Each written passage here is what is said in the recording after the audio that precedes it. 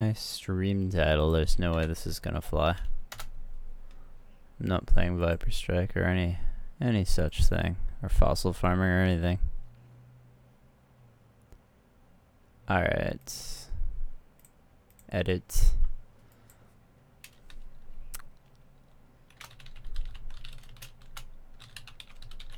Announcing private leagues. First impressions. Yeah, so I woke up and the first thing that I see on Reddit is announcing private leagues, which is not a big shocker. They talked about it on Bakelast. GGG has been hinting at it for a while. Nobody is shocked, but I haven't actually. I opened up the page. I started skimming, and I decided what I wanted to do was get some coffee before I actually dove into this. So here we go, announcing private leagues. Next week, we'll announce Path of Exile 3.5.0, our largest expansion this year, which is pretty impressive considering Delve. I mean, I don't really know what to think, whether Delve is huge or whether it is like cleverly leveraged resources to stretched out over what kind of feels like a lot of content from a player perspective, because there's just so much of it. In the meantime, we have a smaller announcement to make today. Ever since the start of Path of Exile's development, we plan to add support for players to pay for the creation of a private league for them and their friends to play in. We're pleased to announce that we will start making these private leagues available for purchase next week. So what's interesting about that is that it's gonna be available for purchase prior to the launch of next league. These leagues allow you to add mods that make Path of Exile more challenging for you and your friends. We design private leagues with the needs of two groups of players in mind. The first group is players who want a more challenging Path of Exile experience. The second is players who want to see how far they and their friends can get without outside influence from the rest of a league. I find it very weird. I'm just going to go over my thoughts as I read down this. I find it very weird that they're trying to satisfy party self-found with this. That's what they're like. This second piece here seems to me to indicate that they're trying to resolve the desire for party self-found with this. And I didn't think that party self-found was something that should be resolved with a this is gonna sound bad. I didn't think it was something that they should put a cash grab on. Maybe I'll talk about that more in a minute. Private leagues will be fun for content creators who want to create an entertaining stream or video by playing Path of Exile on an obscenely difficult setting, potentially alongside members of their communities. That's true. Philosophically, it's important to us that private leagues don't make the game easier. That's what special events like Flashback, Turmoil, and Mayhem are for. We'll continue to run special events like these in the future. Okay. Like, I get that. They want, see, like, personally, maybe what I would have liked to see is, actually, I'm really not sure. Like, I'm a big fan of the modded community. Like, I was a big fan of the modding community back when Diablo 2 was my game, and now that Path of Exile is my game, this something like this appeals to me. But I did used to like Loot Pinata mod leagues, so I'm kind of trying to figure out to what extent the limitation on reward, because it doesn't sound like there's going to be any reward. Like, you're not going to be allowed to strap a reward to these difficulty settings. It's just more difficulty. More difficulty results in more challenge, but no more rewards. So you don't get to like balance those out, because I skimmed this earlier. I think these are allowed to migrate back, so I'm gonna go forward though. Pricing. Private leagues cost 120 points to create. By default, they last 10 days and have 10 player slots. So $12, 10 days, 10 player slots. Additional blocks of 10 players can be purchased for 60 points. Additional blocks of 100 player slots can be purchased for 600 points. So like 60 points, $6 per additional 10 players, up to 100. Additional blocks of 10 days can be purchased for 60 points. Additional blocks of 30 days can be purchased for 180 points. Okay. Additional mods that make the game more challenging can be added for free at league creation. I actually think that bullet is very important, because that was the next. I was immediately wondering. Okay, well, mods didn't cost anything. You can add additional player slots and days at any time. Currently, you can't extend a league beyond 2 months in length, as the system is new and we are still experimenting with it. League difficulty mods. During league creation, the following mods can be added at no additional cost. Mods that separately increase monster damage, life, speed, LE damage, and number of projectiles. These mods often come in several tiers and make monsters harder in various ways. You can add whichever combination of these various mods you desire to increase the challenge of monsters in the league. Reduce player resistances. Having a blanket resistance penalty not only makes combat harder, but also increases the difficulty of finding a set of perfect gear that meets all your resistance needs. No stashes. This one's for true masochists. No kidding. No stashes. That's like you pick something up and you've just got your inventory. I mean, I guess we used to kind of play something similar in Diablo 2 back when stashes were really small, right? Was there a stash in Diablo 1? I think there was. I don't remember. It was a long time ago. Without the ability to store items for later, characters in a no-stash league need to live off the land with constraints that make completing Path of Exile a lot more challenging. Well, that's another interesting thing, right, is that this is more restrictive because of the mechanics of Path of Exile. Like, in Diablo, you didn't have to have inventory slots for all of the various material crafting stuff that you would want. You can parent an SSF league to disable trade, guaranteeing that your characters are fully self-sufficient. Or you can parent to an SSF league. Okay, so you're gonna select which league you want to create your custom difficulty to parent to, so they can migrate back. Got it. No magic or rare items dropped. No magic or rare items drop. In leagues of this type, you can only find normal at their usual drop rate, and at their usual drop rate unique items. So you have to use every currency item you find to add mods to your gear. You'll find yourself actually using orbs of transmutation, running out of essences, and treasuring every chaos orb for its intended purpose. Trade values of currency items will likely be extremely difficult in leagues like this due to opportunity cost. These are two concepts that Chris Wilson is actually huge on. Actually using orbs of transmutation. This sounds like it was almost written by Chris. Like, it sounds like, or somebody who just got off of the heels of having a conversation with him. They're like, he's like, listen, I want players to actually use the crafting materials. Find yourself actually using orbs, essences, chaos. Yeah, I can see that being a reason for some of these mods. Interesting. No vending. In a no vending league, you can't buy items from or sell items to NPCs in town. You're still able to complete quest objectives, but can't rely on vendor recipes or NPC shops to gear up. Alright. That makes the SSF start a little bit more challenging. Famine. In famine leagues, your life mana, energy shield, and flasks do not refill when you go to town. This can be added alongside other mods to create the ultimate live off the land league.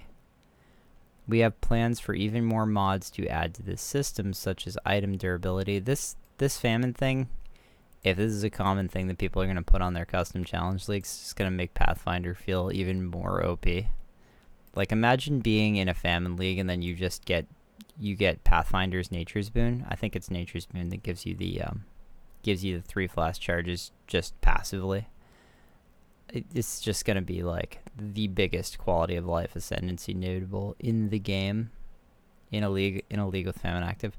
We have plans for even more mods to add to the system, such as item durability, where items quality can become negative with use and the item is destroyed when it hits negative 20%. This is kind of interesting, and I wonder if this actually... I wish that they wouldn't conflate durability with quality in this sense. I wish that they would just add a durability feature to items that used a pre-existing currency. Maybe that's not something I want. Maybe I'd have to reflect on that. But it feels like whetstones and armor scraps are just throwaway at this point. Basically, nobody that's playing the game effectively keeps that shit on their filter. So many of these existing mods can be designed to create leagues that are like Iron Man modes that players enjoyed with old school action ARPGs in the 90s. Adding durability, turning off vendors, flask refills, and stashes let you test yourself using only the items that Rayclass serves you up. Alternatively, you could add a pile of punitive monster mods and experience extremely tough combat in a fresh economy. With mods like these, even the existing campaign and low maps can be made extremely challenging for our best players. Are you sure about that? I think you're gonna have, like, this is actually, like, this statement with mods like these, calling out the best players. I feel like this is a marketing move. This is psychological manipulation happening in real time right here. Even I got a little bit of, like, knot in my stomach, like, oh yeah? But I don't think it's, I don't know. I don't know if this is something I'm heavily interested in as a player. But anyway, let's get to the end. Once a league has started, the mods cannot be changed. This is so that players who complete difficult objectives in the league can easily demonstrate that all the mods were present at the point that it was achieved. So the league is really geared up for these custom leagues are really geared up for challenge hunters, basically, it sounds like. Crowdfunding. When creating a league, you can choose to crowdfund the payment. Players invited to the league can contribute points toward the cost. Once the crowdfunding has completed, the league will be created. You can also crowdfund later additions of time or player slots in the same way. Now, see, I think this is probably the most brilliant part of the implementation. I would say this is kind of like my initial impression of this, just because it really doesn't strike close to home for me, is that this is kind of a misguided implementation. I listened to the last Bakelast with Tarky and Rise and Octavian and Nuki, and Rise brought up this idea that it could potentially fracture the player base, and I think they really tried super hard to make sure that that wasn't true, and that, like, the league migrates back to a parent league, and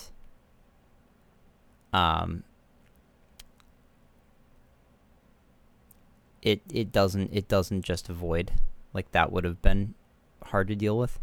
But if you look at it's just gonna be hard. I feel like it's gonna be difficult to fight that effect of kind of segmenting player bases. I think, though, the player bases that are gonna want to run something like this, I don't know if it could be that a lot of them are already, like, private, sticky, small groups of players that don't necessarily get out of their pond or island so much and mingle with the rest of the community. I'm not sure. We're gonna have to wait to see, I suppose. But this is brilliant, and it makes me think that the announcements upcoming are gonna be guild league announcements, like, or rather, guild quality of life features, because wouldn't it be crazy if you could elect to use guild funds, like guild points, spending guild points on a crowdfund active server would allow a guild to pool up, or would even allow multiple guilds to compete against each other by like pooling for a single custom league. Like, you elect to have your whole guild participate in the crowdfunding instead of having just an individual player, and then everybody in that guild can purchase points and throw them into the guild point pool. It says that Chris posted this, so maybe I was right about him writing it. Alright, let me continue on. Private challenge leagues. When you create a private league, you can choose to base it off any of the core permanent or challenge leagues that are currently running. It will gain all the properties of the league you based it off. If you parent your league to a challenge league, you will be able to do the challenges from that league in your private league. That's cool, and it makes sense with the migration. Players in a private league are able to voluntarily migrate their characters or their entire league state out to the parent league, just like with regular SSF leagues. Because these private leagues only make the game harder, this presents no fairness issue to the economies that they are moving their characters into. Only making the game harder is something that I had to like backpedal for at least, I don't know, the time that it took me to make my coffee, to kind of parse that difficulty comes separate from reward. Like, there's going to be no rewards tied to these custom difficulty sliders, and that's just something that's, as a mod community junkie from back in the Warcraft 3 and Diablo 2 era, it's hard for me to think of difficulty without reward, because the mod community always wanted to add more difficulty, but they always scaled up their rewards. At least a lot of it was like that. So if the league is parented to the current challenge league and that challenge league ends, it loses its challenge league properties and becomes parented to regular, standard, or hardcore. Trade API. Private leagues are exposed to the regular trade APIs and will be indexed by both community trade sites and pathofexile.com. More details. For now, private leagues are PC only. Expect them to launch on Xbox One in the future. This post was a general overview and doesn't go into a lot of the granular details about the system. If you have questions, reply, and we'll try to answer them in an FAQ about private leagues on the day we release them. We're expecting it to be sometime next week. I'm glad that they're releasing it as they are. This is so... Now that I've read through the whole thing in detail, I think that my impression of this announcement is that I'm gonna put my neck out there on this one and say that they actually did a really, really good job implementing private leagues. Like, it sounds like they've done pretty much everything that they could to make sure that this fits into the regular cycle of things, right? Like, it's not going to interfere with the regular league to whatever extent they could manage to make sure that it doesn't. They've made it crowdfunded so that, say that you've got a group of 10 guys, each of them only has to pay like $2 to see a league. Like, if you guys want to have a challenge league, a custom challenge league, and you've got 10 people, and you just want to do like a 3-week, that would be 3-week, right? Let's go back up to the pricing. 10 days can be purchased, private leagues, 10 days and 10 player slots, so 2 weeks. So if you wanted to get an extra 10 days for 60 points, that would be 180 points, so $18 between like 10 guys is very, very little in the way of money. It's like $3.50 a head or something like that. So if you've got a group of 10 players and you guys want to play together in a party self-found kind of fashion for the first 3 weeks of a league, and 3 weeks is an okay amount of time. I think they probably looked at their data when they made that decision, because it seems to me like leagues generally tend to decline in terms of the amount of active players after about 3 weeks, and then they decline again after, like, I don't know, a month and a half or something like that. So, and then from there it's just trickle until, like, GGG makes another announcement usually.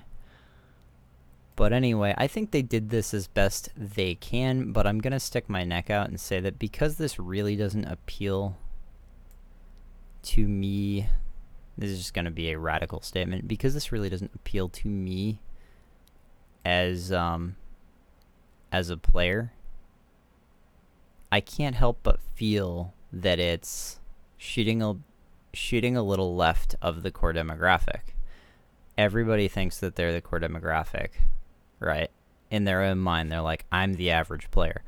But I feel like this, in the same way that PvP has always been a fringe indulgence in Path of Exile, I think that this kind of an implementation, this sort of feature, is going to be a bit fringe.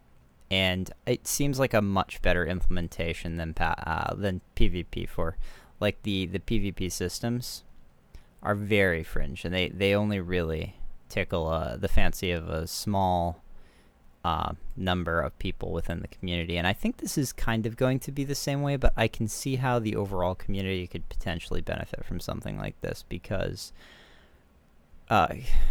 streamer communities are obviously going to benefit from this.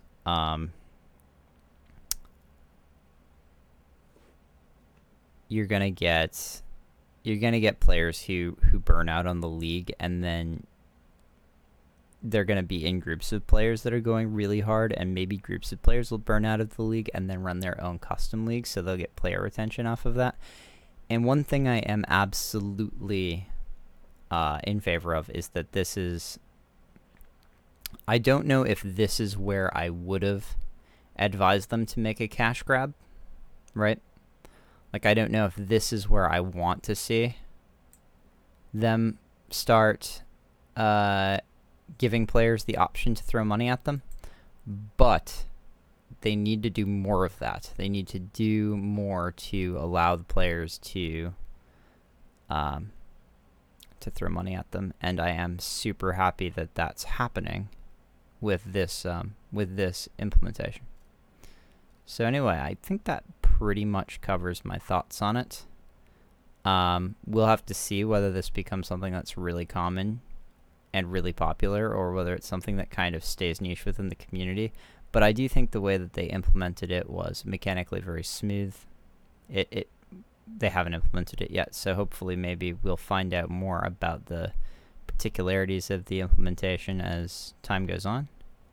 Probably within the next week or so, right? And we'll see if there's even more to the way that they seem to be cleverly implementing this as a feature to make it very much run like a well-oiled machine and fit in with the rest of the grinding gear Path of Exile cycle, like the play cycle. Anyway, that's gonna pretty much do it. So I'm gonna stop this recording. I hope you guys all have thoughts on this, because what the fuck? It's pretty big. And I say the next announcement's gonna be bigger, so.